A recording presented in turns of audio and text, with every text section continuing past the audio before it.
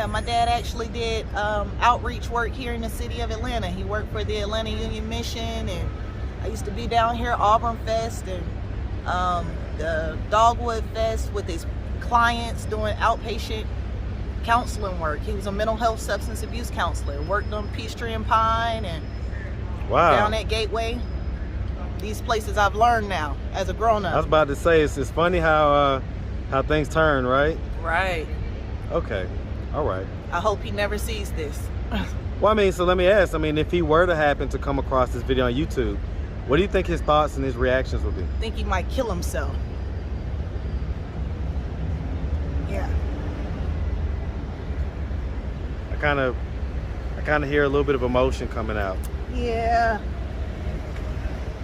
I'm the only one of my kids' children that he raised, and he did it single-handedly. And I just feel like I'm letting him down. What's up, YouTube? Thank you for liking, subscribing, and sharing. Listen, if you want to support the channel financially, hit the super thanks button. Any amount is much appreciated. Now back to the content. What's up, YouTube? Atlanta Street Interviews out here with another one. So we got a young lady out here today. How you doing today, miss? Hi. Oh man, that is beautiful. I love that high. All right, so so are you homeless? I am. Okay. And so how old are you? I'm 29 again.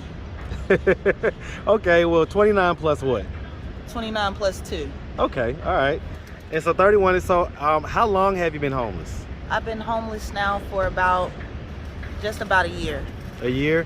And so what was it that happened a year ago that caused you to become homeless? I was in a really abusive domestic marriage, and I was able to get a TPO, and my husband What's was a TPO? Temporary protective order. Okay. I was able to get that permanent. He's no longer in the picture, and my life has been a downward spiral since. Downward spiral since? Yeah. Okay. And so are you still currently married? Legally? Legally, I am. Okay. How long? But y'all been separated for about a year? Definitely. Okay. And so do you have any kids? I have a 7-month-old and I have a 9-year-old. Okay. Are they both with him? They're not. Okay. Are any of them with him? No. Okay. So the 7-month-old, who is that with? So I had a roommate, and that's my roommate's kid. So y'all ended up having sex? Right. Okay. Was this a roommate through the homeless program, or was this like just you, after you separated, you had a roommate? After I separated, I had a roommate. Okay, so you wasn't quite homeless at that point, but you was in a financial position to where you needed to have a roommate. Yeah, well, I stayed with him. With I was the roommate. Okay, so you was getting out of the domestic violence situation, and you went to go live with him. Right. How long, were y'all already having sex? No. Okay, so how long into you staying there did y'all start having sex? I say about 4 months in. I've known him previously. Even in my marriage, he sort of kind of stayed with us around my friends and family. He's always been around, but we never had any relations up until my husband was gone. And so was he someone that knew your husband first or knew you first? He knew me first. Okay. And so where does a 7-month-old live? With me at a place called Solomon's Temple. It's a shelter. And what about the 9-year-old? With me at Solomon's Temple. Okay. And so what about the dad of the 7-year-old, your ex-roommate? How's you guys' relationship now? We co-parent to the best of our abilities around schedules and whatnot. He does what he can when he can. What was his reaction when he found out that you was pregnant? It's his first kid, so I think he was kind of excited about it. But the reality of the situation that neither one of us was really in a position for a baby. Financially? Right. So how's he doing right now? Is he homeless as well? Yeah, he's staying with friends. Okay, but prior to that, that was his spot that you had moved in? Right. So he what? was actually renting a room from a guy, and I went and rented the same room from this same guy. Well, I get it. I Yeah. get it. So it's kind of double tapping a little bit. Okay. Did you know that at the time? That He was renting a room and he was Yeah. basically going, okay. I didn't have anywhere to go. It's that or be on the streets, you know, Yeah, I get it. I get it. initially. Rocking the hard place. I get it. Okay. So as far as the 9-year-old's dad, is he in his life at all or her life? So he speaks to him daily over the phone. My eldest kid's dad is serving a life sentence. He's been gone for about 4 years now. Okay. What did he do? He caught a body. Okay. All right. All right. And as far as the husband, what age were you when you got married? This was about 3 years ago. So I was almost 29. Okay. Almost 29 again. I get it. For the first time anyway. All right. So how long did y'all date before you got married? For about a year. About a year. And so, I mean, was he violent prior to that? A little. You see the signs, you recognize them afterwards, you know. So did you kind of ignore the signs? I did. Were you stigmatized? No, it wasn't that. It was that he was a great provider. My kid didn't want for anything, neither did I. Even with the abuse, I would not be homeless. So were y'all like living in the house and all that type of stuff? We were. Did you have a car and everything? I did. Okay. Did he go to jail for the abuse? He did. Is he still in jail for it? He is. So it must have been pretty bad. Yeah. It must have been felony level. It got to that point. Okay. And so, I mean, do you regret any of those decisions? Or are For the you... sake of my children. The fact that I stayed so long and allowed it to get so bad. When this last incident that got him in jail that happened, I had the permanent protective order in place, which is how he's in jail, and I was living in a safe house. I had left the roommate situation with my kid's dad, my current kid's dad, and I was living in a safe house. It was supposed to be a safe house. It wasn't very safe because he found me anyway. And now it's here in Atlanta?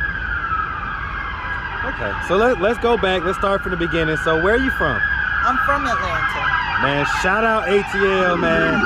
Shout out Atlanta all day. All right, we're going to let Grady do their thing real quick. All right.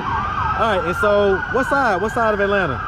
I grew up in Dixie Hills area. Okay. My dad raised me, so I didn't go to any Atlanta public schools. Okay. Went to schools on the outskirts. That's like South Side, right?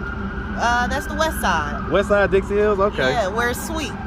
Okay, West Side, West Sweet. Yes. All right, and so growing up on the West Side, did you have both your mom and your dad in the household? Just my father. Okay, where was your mom? Doing her thing still. Kind of out in the streets? Yeah, Was she like on drugs and stuff like that? yeah, Okay, and so do you have any siblings? Your brothers and sisters? yeah. How many? A lot. My dad has 6 children, and they all grew up with their moms. And then my mom has about 6 to 8 kids, and they were dispersed amongst her family. And so my dad and his family raised me. Okay. And so your mom, is she still kind of doing her thing or whatever? She is. Is she homeless right now? She is. Okay. And so what about your dad? My dad relapsed when I was 15, and I became an emancipated minor. How's he doing now? I have no idea. I just got an email from one of his girlfriends that stays in contact with him, and he said he's okay. That was from in April. Do you know if he has housing or if he's, you know? My dad is, he's a great guy, and so wherever he is, if he has housing or not is because that's his choice.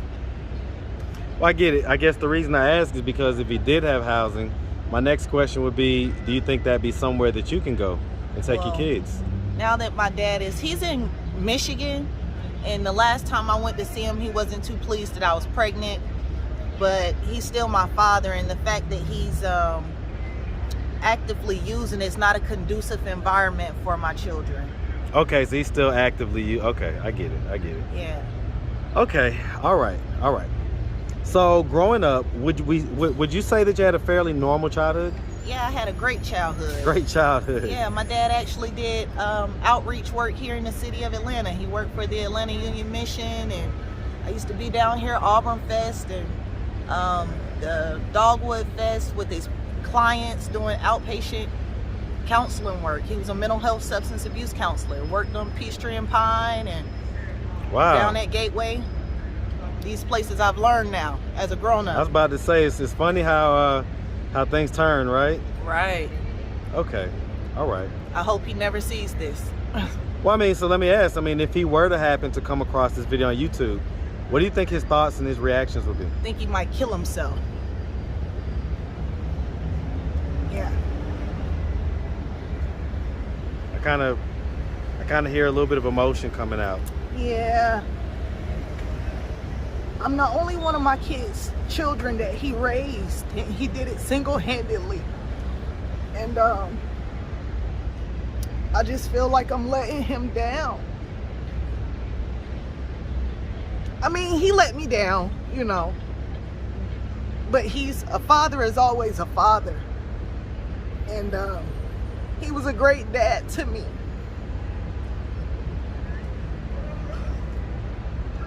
Excuse me. No, you're fine. Let it out. Let the emotions go.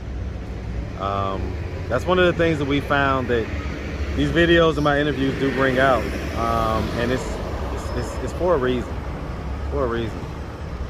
But okay, so, all right.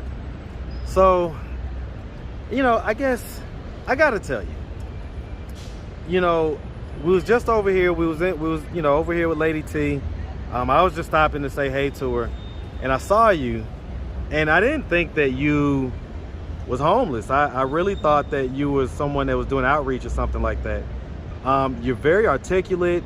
You don't come off like you're, very like in kind of enamored into what they would call ghetto or hood culture, right?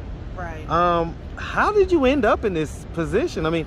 How did you end up messing with the guys that you mess with? It sounds like you mess with the same type of knuckleheads that you would expect younger ladies that are in that kind of hood culture mess with. But you don't seem like that. How did you end up messing with those type of guys and getting in these situations? Well, they say you could take the girl out the hood, but you can't take the hood out the girl. Yeah, so I guess it falls back to that whole cliche. I overstand that. Yeah. I am who I am, and as I grow older, you learn about decision making. Life is about making decisions, and you got to make better decisions. You make good choices and good things. So what are the decisions that you would go back on and change if you could? Honestly, to tell you the God honest truth, I wouldn't change anything because it's making me who I am. I know the outcome of this is merely just a portion of life for me. And the outcome, I hope you do another YouTube video, and it won't be because you see me here standing in line to get a plate. It'll be because I'm somewhere working with the mayor or in a position to help alleviate some of this stress that's in the streets. Okay. All right. So we got the 7-month-old, we got the 9-year-old. What are we doing right now to try to get ourselves out of this position of homelessness and off the street? So I'm working with Gateway and the DBHDD right here, Grady. I went ahead and I got myself some mental health services. Because something got to be wrong if you keep making them same type of bad choices. Hey man, listen, preach it, okay? I'm telling you. Got to get that head worked out, man. Definitely. And I'm actively working with the Atlanta Center for Self-Sufficiency, and they do exactly what it sounds like. They help you to become self-sufficient. And so I'm going there every day, and God is blessing me through them. And My hopes is to become gainfully employed, doing something that I can enjoy, making a decent amount of money. I hear that. I mean, so did we go to high school? I went to high school. Did we graduate? I did not graduate. I got my GED. Okay, what was the highest grade that we got up to? I was in 10th grade when my dad relapsed and defects got involved. I sort of kind of had to become a grown-up. I get it. Okay, all right. And so, you know, I guess I have some college. I did go to school. Okay, yeah. I mean, what college? I went to Atlanta Metro before it was a part of the university system. Yeah. Yep. And I have 36 credit hours in criminal justice. Okay. Hey, man. Hey, listen. That's something, man. That's something you could definitely build on. Yeah. All right. So, I mean, are we in a relationship at this point? Oh, no. Okay, so no more. So are we still having sex? No, sir. Okay. This is a logistical question, but being a lady out here in the streets, do men offer you sex for money? Because I live in a shelter, it's a transitional housing shelter, I'm homeless, but I'm not in the streets. In the street as much? Right. Well, I was about to say, and just to be honest with you, I don't think anybody would look at you and assume that you was necessarily homeless and, you know, needed money or anything like that. I appreciate that. Well, I mean, I think that the viewers will agree. We'll see, but just in looking at you in person, that's what I would think. All right, so I mean, I guess we're in the different programs. We got the young kids. So I mean, at this point, so listen, if anybody out there wanted to reach out, help, or donate, do you have a way that they could do that? Oh, by the way, real quick first, so has there been any history of drug use? When I was younger. And so, aside from marijuana, cigarettes, or alcohol, any drug use? Never. Okay, so none of the harder stuff? Never. Okay, well, and I guess we said there's a little bit of mental health diagnosis going on, but we're in that process and getting that worked on. Right. Okay. All right, so if anybody out there wanted to reach out, help, or donate, do you have a way they could do that? Do you have social media, Cash App, anything like that? I have a Cash App. Okay, what's your Cash App? The $ DrgaSmith. So spell that out. Capital DR, capital GASMITH. Okay. All right. Well, listen, like I say, we appreciate you taking the time, answering all of our questions, and we wish you nothing but the best out here, okay? Thank you. All right, you have a good one. You too.